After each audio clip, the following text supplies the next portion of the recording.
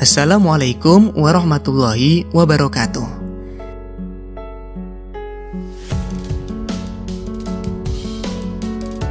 Sekarang kita akan belajar pelajaran kedua, mengenal nama-nama Allah dan kitabnya.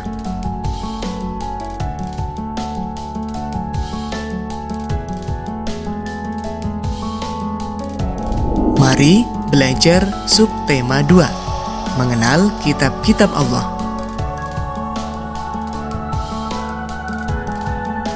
Perintah beriman kepada kitab-kitab Allah.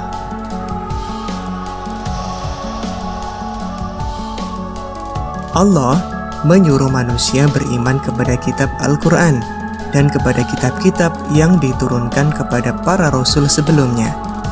Jika tidak beriman kepada kitab-kitab itu, maka orang itu tergolong orang yang sesat. Bagaimana cara kita beriman kepada kitab-kitab Allah?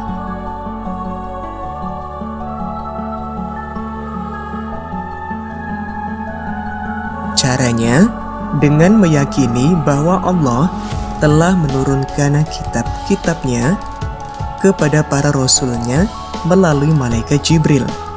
Kitab-kitab tersebut harus dijadikan pedoman hidup untuk menuntun dan mengatur cara kita bersikap dan berperilaku, guna mencapai keselamatan dan kebahagiaan hidup di dunia dan akhirat.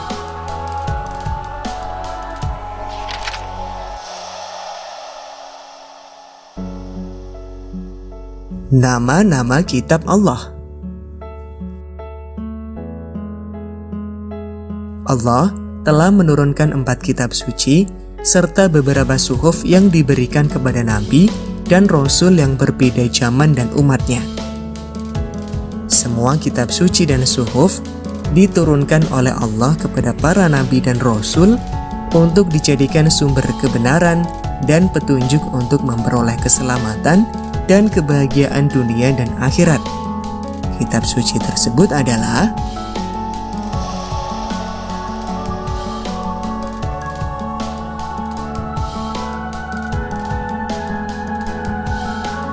yang pertama, kitab Taurat. Kitab Taurat diturunkan kepada Nabi Musa alaihissalam kurang lebih pada abad 12 sebelum Masehi di daerah Israel dan Mesir. Kitab Taurat menggunakan bahasa Ibrani.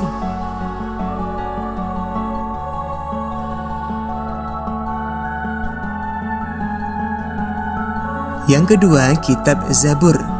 Kitab Zabur diturunkan kepada Nabi Daud alaihissalam ketika beliau menduduki tahta sebagai Raja Bani Israel pada abad 10 sebelum Masehi.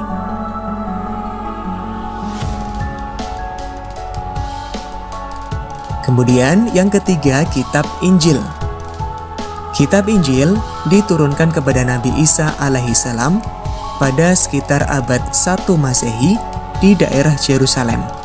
Dalam bahasa Yunani, Injil berarti kabar selamat, pelajaran yang baru atau kabar gembira.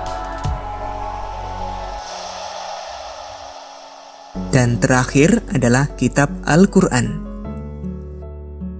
Kitab Al-Quran mulai diturunkan kepada Nabi Muhammad SAW pada abad 6 Masehi di Mekah. Peristiwa turunnya Al-Quran atau dikenal dengan Nuzulul Quran terjadi pertama kali ketika Nabi Muhammad menyendiri di Gua Hira Mekah. Turunnya Al-Quran menandai awal diangkatnya Muhammad SAW sebagai Rasulullah atau utusan Allah. Usia beliau saat itu genap 40 tahun.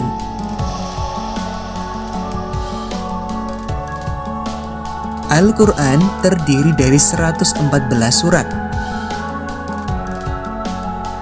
terbagi dalam 30 juz dan 6.236 ayat. Al-Quran diwahyukan selama 22 tahun, 2 bulan, dan 22 hari.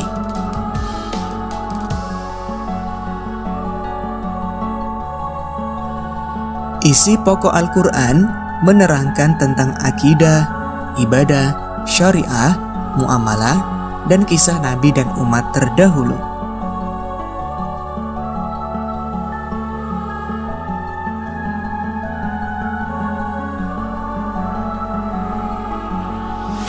Al-Quran menyempurnakan seluruh hukum-hukum Allah yang terdapat dalam kitab-kitab yang diturunkan sebelumnya. Al-Quran diturunkan untuk seluruh umat manusia sebagai rahmat bagi semesta alam atau rahmatan lil alamin.